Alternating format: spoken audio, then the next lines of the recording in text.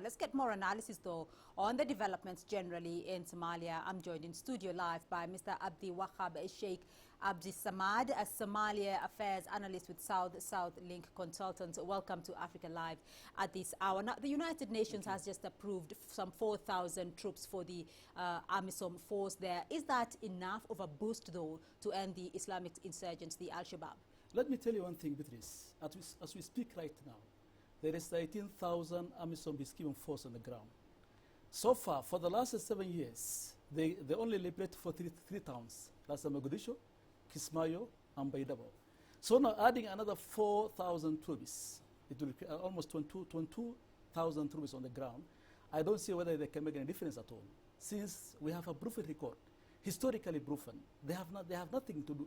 So far, they liberate only three districts. So anyway, if you look at the other side of the coin, it's good for the current administration, because if they have equipments like helicopters and maybe whatever they require, maybe they can go further. They can at least secure the South Central Somalia. But what I'm saying is, for the last 7 years, AMISOM peacekeeping force, what they have done is little. What people are expecting for. What people are expecting is more, though. But in your estimation, though, what would be needed, though, to vanquish the Al-Shabaab?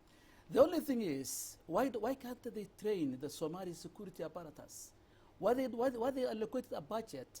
Let the Somali security apparatus train one friendly state, be it Turkey or America or even Kenya. Train them, give them the equipment they require. They can easily defeat those guys rather than dispersing them. The problem now we have is Somalia became a project for everybody. That's why they are not willing to train or recruit the Somali security apparatus.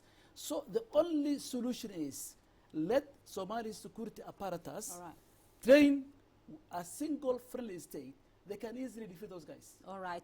We're receiving some reports, though, and we just heard from that report from Mohamed Hirmoge there in Mogadishu, that there has been a row between the Somali president and the prime minister there. What impact is that going to have on the political situation in your country?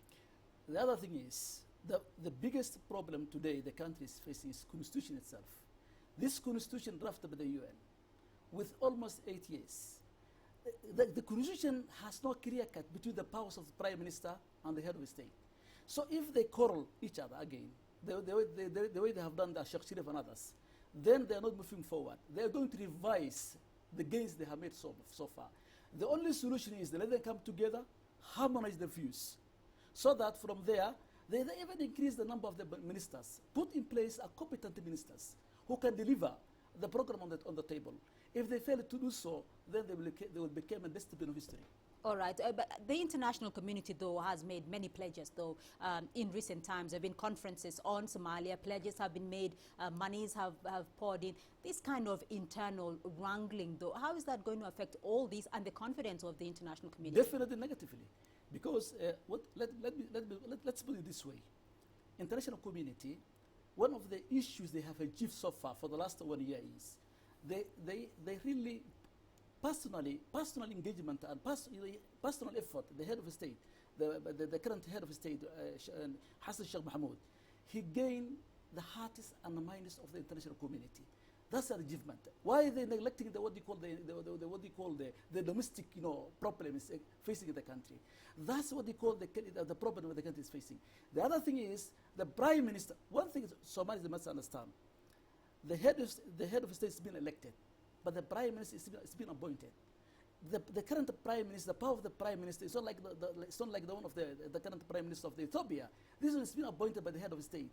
So if they don't work together, hand in hand, then the country is facing a crisis. They're going back whatever they have gained for the last 1 year. I'm very unfortunate for that. All right, we leave it there for the moment. Mr Abdiwahab Sheikh Abdisamad, thank you very much for joining us here on Africa Live.